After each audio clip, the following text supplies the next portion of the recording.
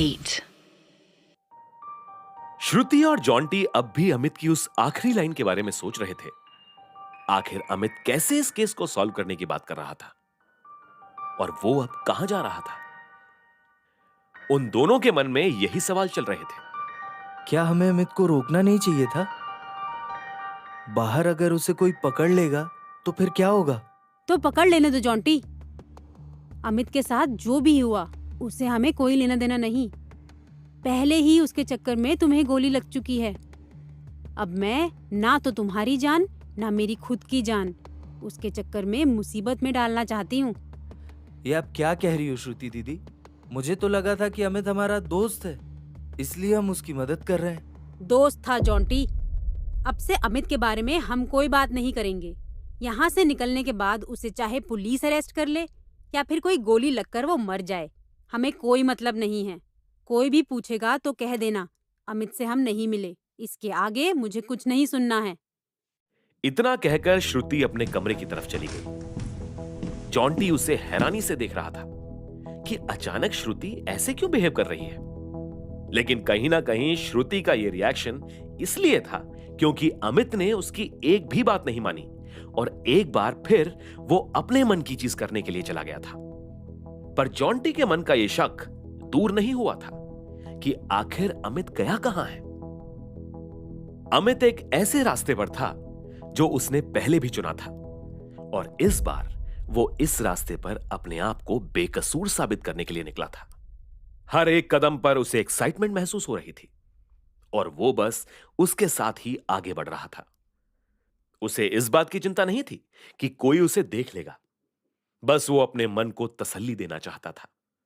कुछ ही देर में चलता हुआ अमित अपने घर के सामने एक बार फिर खड़ा था। वही पुराना सा घर, वही खिड़की और वही रात उसे फिर से याद आने लगी। लेकिन इस बार वो चीजें बदलने आया था। इसीलिए वो अपने घर पर नहीं रुका। वो ऋषि के घर की तरफ बढ़ा और पीछे के रास्ते से अंदर घुस गया। घर बहुत शांत था। उसे लगा कि वहां कोई नहीं है। लेकिन अगले ही पल उसे उर्मिला जी दिखी, जो ड्राइंग रूम में बैठी हुई किसी बारे में सोच रही थी। Hello Urmila aunty. अमित, तुम यहाँ? हाँ आंटी, मैं आपसे कुछ बात करने आया हूं। आप प्लीज मेरी बात को एक बार सुन लीजिए। मुझे पता है आप सोच रही होंगी कि मैं एक सीरियल किलर हूं और आपको पुलिस को बुला लेना चाहिए, पर आप प्लीज मुझे एक चांस दीजिए। मुझे आपको कुछ इंपॉर्टेंट दिखाना है। इतना कहकर अमित ने अपने कोट में से उस गन को निकाल लिया। उसे देखकर उर्मिला जी हैरान हो गई। लेकिन तब अमित ने उस गन को धीरे से टेबल पर रख दिया। मैं आपको यहां किसी भी तरह की चोट पहुंचाने नहीं आया हूं। बस ये बताने आया हूं कि ये वही गन है जिससे उन 11 लोगों का मर्डर हुआ है। ये गन उस आदमी ने मेरे घर में छोड़ दी थी जब वो मुझे नहीं मार पाया और फिर मेरे ऊपर सारे मर्डर्स ब्लेम हो गए। लेकिन आज मैंने इस गन को देखा तो पता चला कि इस पर एक सीरियल नंबर है जो सिर्फ उन गन्स पर होता है जो गवर्नमेंट इशू करती है। अब मैं जो कहूंगा वो शायद आपको गलत लग सकता है, लेकिन मुझे लगता है कि उस दिन जो आदमी मेरे घर पर उन लोगों को मारने के लिए आया था वो ऋषि ही था और ये उसी की गन है।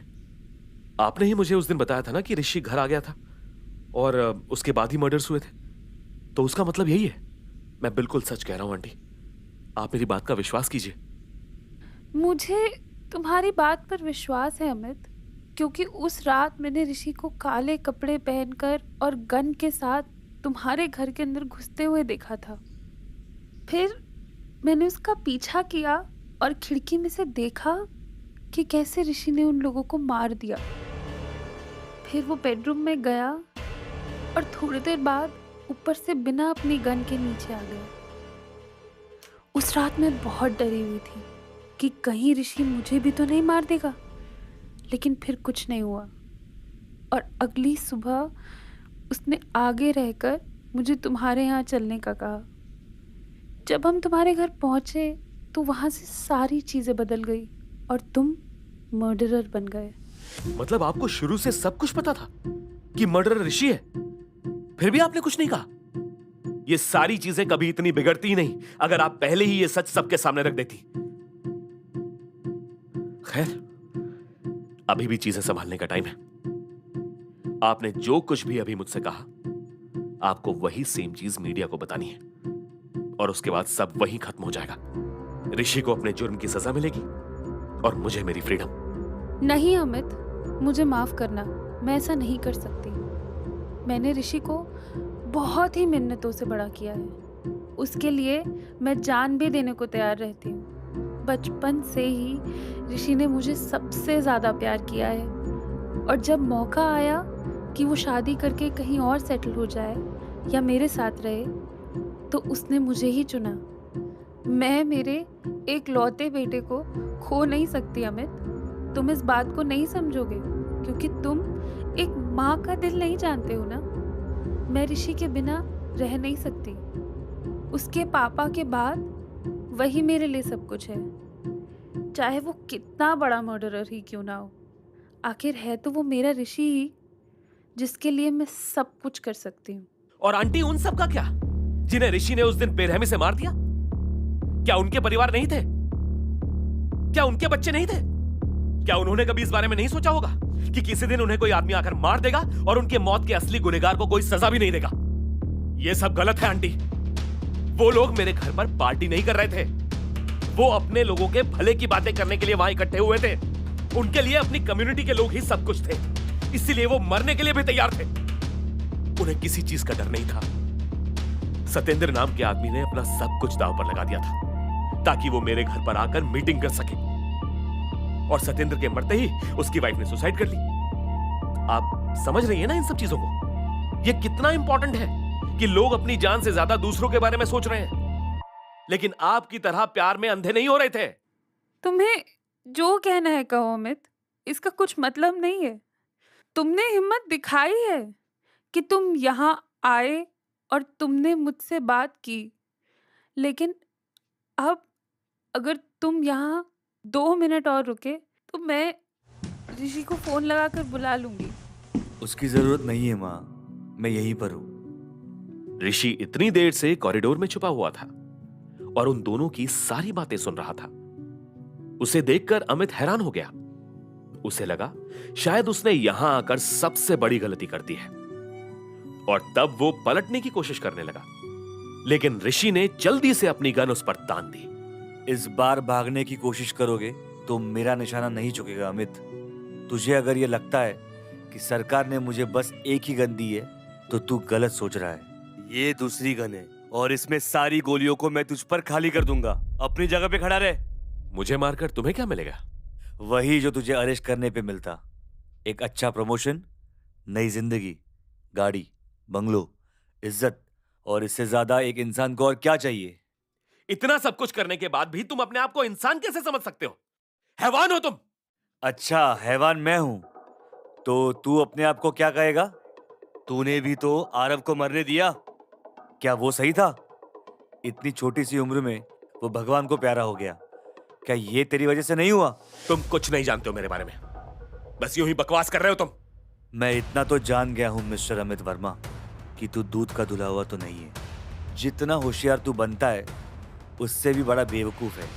एक बेवकूफी तूने उस रात घर लौटकर की, अगली अपने घर से भागकर, उसके बाद मुझसे उलझकर, और आखिरी में घर पर मेरी माँ को धमकाने की बेवकूफी। लेकिन तुझे पता है इनमें से सबसे बड़ी बेवकूफी कौन सी थी? वो जिस दिन तूने ये डिसाइड किया कि तू एक डिटेक्टिव बनेगा। तुझे कुछ नहीं आता है, तू नंबर 0 है, और तुझे घर से निकालकर तेरे पापा और अंबिका ने सही किया था। किसी दिन उनसे मिलूंगा तो जरूर उनकी तारीफ करूंगा। ऋषि की बातें सुनकर अमित को गुस्सा आने लगा। ऋषि ने अमित की सारी हिस्ट्री पता कर ली थी और उसे अच्छे से पता था कि अगर वो अमित पर ऐसी चीजों से अटैक करेगा तो अमित पिछली बार के मुकाबले वीक पड़ जाएगा और ढंग से लड़ नहीं पाएगा। यह बात सोचकर ऋषि के चेहरे पर स्माइल आ गई। तेरे पास अब करने को कुछ नहीं बचा है अमित। सरेंडर कर दे या फिर मैं तेरा एनकाउंटर कर देता हूं। अगर सरेंडर करेगा तो एक दिन मैं अंबिका और तेरे पापा को यहां लेकर आऊंगा और तुझसे बात करवाऊंगा, या फिर तू मरकर आरव से ऊपर भगवान के पास जाकर बात कर लेना कि तूने उसे क्यों मरने दिया। चॉइस तेरे पास है। लेकिन फिर भी मैं चाहूंगा कि तू सेकंड ऑप्शन चूज कर, क्योंकि उस रात तुझे नहीं मार पाने का दुख मैं अभी तक भूला नहीं हूं। ऋषि ने अपनी गन को अनलॉक कर लिया। इसका मतलब वो शॉट लेने के लिए तैयार था। अमित ने अपनी आंखें बंद कर ली। उसे पता था कि एक दिन उसकी मौत किसी केस को सॉल्व करके ही होगी, और शायद ये वही दिन था। ऋषि बेटा, मुझे नहीं लगता तुम्हें इसे मारना चाहिए। अगर ये सरेंडर कर ही रहा है तो इसे रेस्ट कर लो। किसी को मारने से तुम्हें क्या मिलेगा? बदला माँ, बदला। इस दुनिया में बदले से बड़ी कोई चीज नहीं होती, और मैं बदला लेकर सब कुछ खत्म कर दूंगा। पर ऋषि, ये घर तुम्हारे पापा ने अपने हाथों से बनाया है। इसमें मर्डर करके उनकी उम्मीदों पर पानी मत फेरो। पापा का नाम मत लो माँ। बचपन से ही उन्होंने मुझे डांटने के अलावा और कुछ नहीं किया है, और हर वक्त बस नीचा ही दिखाया है। आप जितना मुझसे प्यार करती हो, वो मुझसे उतनी ही नफरत करते थे, इसलिए मुझे कोई फर्क नहीं पड़ता। ऐसा नहीं है ऋषि, तुम्हारे पापा बस ऐसा दिखाते थे कि वो तुमसे नफरत करते हैं, लेकिन ऐसा कभी नहीं था। आपको मेरी बातों पर विश्वास नहीं है ना माँ? तो जाइए पापा से ही पूछ लीजिएगा कि सच क्या है। ऋषि ने इतना कहा और जल्दी से गन उर्मिला जी की तरफ करके उनके सर में गोली मार दी।